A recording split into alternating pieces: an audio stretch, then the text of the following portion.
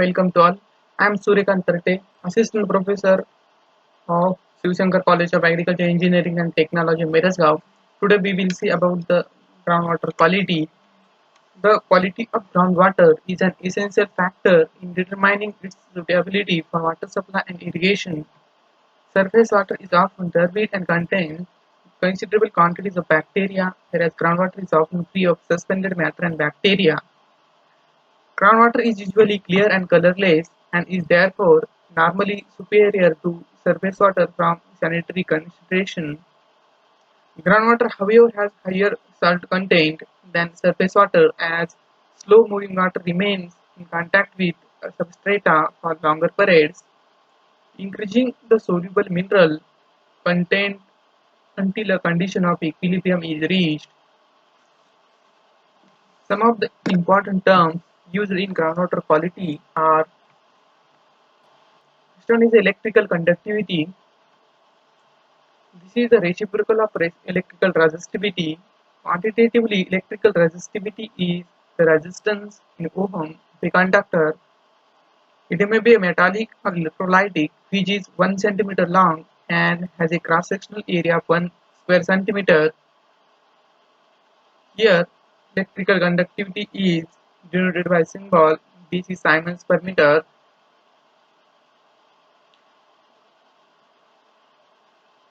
The unit of electrical conductivity it will be moles per centimeter or millimoles per centimeter, or it may be a micromoles per centimeter. Millimoles per centimeter is equivalent to dc Siemens per meter. Now we will see the leaching requirement. The fraction of water entering the soil that must pass through the root zone in order to prevent soil salinity from exceeding a specified value is called as the leaching requirement. The parts per million parts or ppm, it is also one of the indicators that shows about the status of water quality. The results of a chemical analysis of water are usually reported in parts per million of the various substances present in a sample. 1 part per million means 1 part in a million parts. As commonly measured and used, parts per million is numerically equivalent to milligram per liter. The next indicator of determining the water quality is the pH. The pH value of soil or natural water is a measure of its alkalinity or acidity. More accurately, the pH value is a measure of the hydrogen ion concentration in water. A pH value of 7 indicates a neutral solution, neither alkaline nor acid. A pH value of 7.5 to 8 usually indicates the presence of carbonates, calcium and magnesium, and a pH of 8.5 or above usually indicates appreciable exchangeable sodium. The next indicator of determining the water quality is the total dissolved solids or TDS.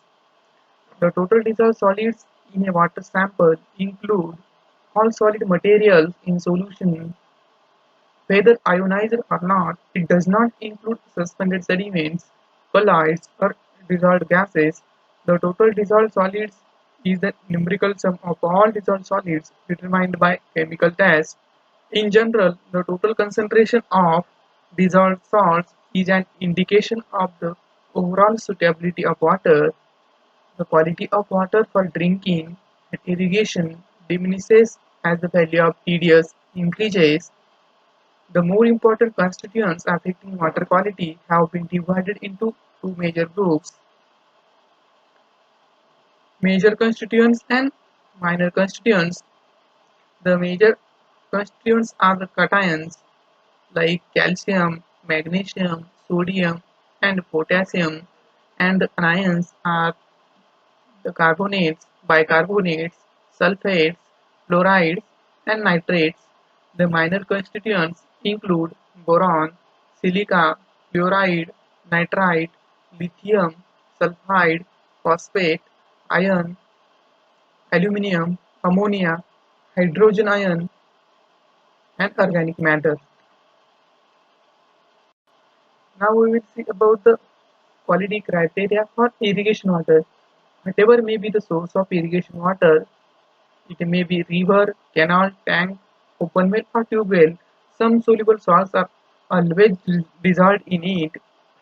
The nature and quantity of dissolved salts depends upon the source of water and its course before use. The main salt in water from irrigation point of view are calcium, magnesium, sodium, and sometimes potassium as cations and chlorides, sulfates, bicarbonates, and carbonates as anions. However, ions of some other elements such as lithium, silicon, bromine, iodine, copper, nickel, cobalt, fluorine, boron, zirconium, titanium, vanadium, barium, rubidium, cesium, arsenic, antimony, bismuth, beryllium, chromium, manganese, lead, molybdenum, selenium, and phosphorus and organic matter are present in minor quantities. The following are the most common problems that result from using poor quality irrigation water. The problem are first one the salinity. A salinity problem related to water quality occurs if the total quantity of salts in the irrigation water is high enough for salts to accumulate in the crop root zone to the extent that yields are affected. If excessive quantities of soluble salts are accumulated in the root zone, the crop has a difficulty in extracting enough water from the salty soil solutions. Reduced water uptake by the plant usually results in slow or reduced growth. Second problem is for permeability. A permeability problem related to water quality occurs when the rate of water infiltration into the soil and its movement through the soil are reduced by the effect of specific salts in water to such an extent that the crop is not adequately supplied with water and its yield is reduced. Poor soil permeability makes it more difficult to supply the crop with water. Next problem is for toxicity. A toxicity problem occurs when certain constituents in the water are taken up by the crop and accumulate in amount that result in reduced yield. This is usually related to one or more specific ions in the water, namely boron, chloride, and sodium. Next, miscellaneous problems. Various of the problems related to irrigation water quality occurs with sufficient frequency and should be specifically noted. These include excessive vegetative growth, lodging, and delayed crop maturity resulting from excessive nitrogen in the water supply. White deposits on fields or leaves due to sprinkler irrigation with high bicarbonate water and abnormalities indicated by an unusual pH of the irrigation water. Next topic is the water quality criteria. Of the several factors influencing irrigation water quality, the generally accepted criteria for judging quality are: first one is the total salt concentration as measured by electrical conductivity. Second one is the relative proportion of cations as expressed by sodium absorption ratio, that is SAR. And third one is the bicarbonate and boron content. The suitability of irrigation water can be expressed as: suitability of irrigation water SIW is a function of Q, S, P, C, and D, where Q is the quality of irrigation water, S is the soil type, P is the salt tolerance characteristic of the plant, C is the climate, and D is the drainage characteristic of the soil. The quality of irrigation water is generally judged by its total salt concentration, relative proportion of cations, or sodium absorption ratio, and the contents of bicarbonate and boron. Salinity: irrespective of the ionic composition, the harmful effects of an irrigation water increases with its total salt concentration and it increases soil salinity significantly. Water of low salinity, having electrical conductivity less than 3 decisiemens per meter, are generally composed of higher proportion of calcium, magnesium, and bicarbonate ions. highly saline water having electrical conductivity greater than 10 deci-siemens per meter or millimoles per centimeter consist mostly of sodium and fluoride ions. Moderate saline water having electrical conductivity between 3 to 9 deci-siemens per meter has varying ionic compositions. Water containing high concentration of sodium bicarbonate and carbonate ions have high pH value. The next indicator is the sodium adsorption ratio. Any increase in the SAR of irrigation water increases the SAR of soil solution. This ultimately increases the exchangeable sodium of the soil. Next indicator is the magnesium-calcium ratio. Thus, it is desirable to analyze both calcium and magnesium in irrigation water separately in order to predict the soil salicity hazard more accurately. It is more important if the magnesium has to calcium ratio in the irrigation water happens to be more than 4.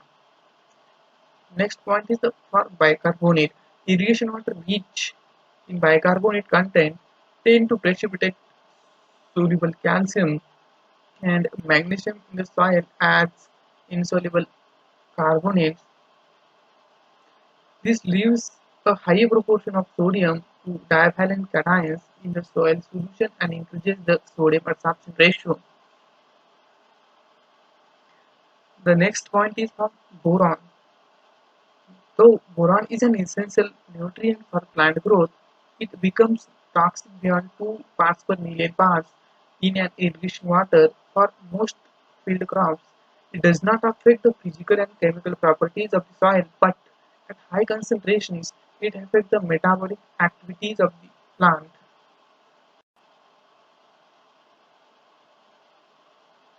This table shows the classification of irrigation water. Here you can see water quality classes, main classes and subclasses. Main classes consist of good quality, saline quality and alkali quality. Subclasses may be marginally saline, saline or high SAR saline, marginally alkali, alkali and highly alkali. You can see here the electrical conductivity of the irrigation water, sodium adsorption ratio and residual sodium carbonate. The water quality is said to be good when the electrical conductivity of the irrigation water is less than 2 deci-siemens per meter or millimoles per centimeter. Sodium adsorption ratio should be less than 10 millimole per liter, and residual sodium carbonate it should be less than 2.5 milliequivalent per liter for good quality water. If the electrical conductivity of irrigation water is in between 2 to 4 deci-siemens per meter, or SAR is less than 10 millimole per liter, and residual sodium carbonate is less than 2.5 milliequivalent per liter, then the water is said to be marginally saline water. So if the SAR is greater than 10, also residual sodium carbonate is also greater than 4, then the water is said to be highly alkali water. So this table shows the classification of water on the basis of electrical conductivity of irrigation water, on the basis of sodium adsorption ratio and residual sodium carbonate. Here the important point is that the water is said to be good quality water if the residual sodium carbonate should be less than 2.5 milliequivalent per liter, SAR should be less than 10 millimole per liter, and electrical conductivity of irrigation water it should be 2 less than 2 deci-siemens per meter. Then the water is said to be good quality water for irrigation purpose.